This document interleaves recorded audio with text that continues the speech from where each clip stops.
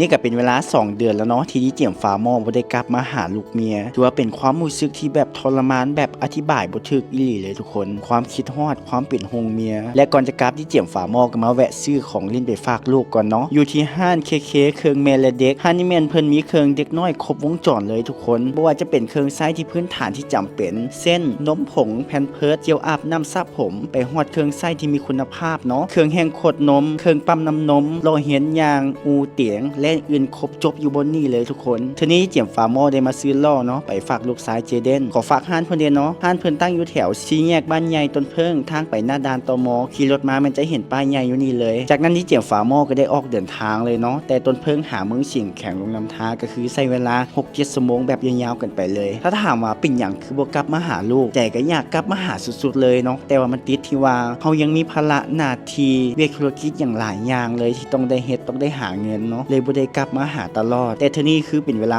2เดือนเลยที่บ่ได้กลับมาเพราะว่าปกติแม่นทุกๆเดือนจะได้กลับมาหาลูกเนาะแต่ก็บ่เป็นหยังเนาะสำหรับครอบครัวที่เจียมฝาหม้อเพราะว่าทั้งพ่อแม่เมียเพิ่นเข้าใจว่าเฮาเป็นเสาหลักของครอบครัวเด้ถ้าเฮาบ่ซอกบ่หาบ่ดิ้นรนบ่ออกมาหาเงินมันก็บ่ได้สำหรับที่เจียมฝาหม้อแล้วครอบครัวมันสำคัญที่สุดเลยถ้าบ่มีครอบครัวชีวิตก็คือสิบ่มีความหมายหยังแต่สิ่งที่คอยเฮ็ดทุกมื้อนี้ก็เพื่อลูกเมียให้มีอยู่มีกินมีเงินใช้มีเงินเก็บมีรถมีเฮือนงามๆคือคนอื่นเพราะเฮาบ่ได้เกิดมาในครอบครัวที่สมบูรณ์แบบคือคนอื่นเด้แต่สิ่งที่เฮามีคือใจกำลังแฮงที่เฮามีพร้อมที่จะสู้ให้มันสำเร็จจังได๋ก็ตามเนาะ2เดือนจึงได้กลับมาหาลูกเธอนี้ถึงอาจจะบ่ได้อยู่น้ำดนเป็นเวลาเพียงสั้นๆ 3-4 มื้อเท่านั้นแต่ว่าที่เจียมฝาหม้อก็รู้สึกถึงความอบอุ่นเนาะไว้เดือนหน้าพอฝาหม้อจึงกลับมาหาเด้อลูกชายเจเดนขอขอบใจเนาะทุกคนที่เบิ่งคลิปนี้จนจบ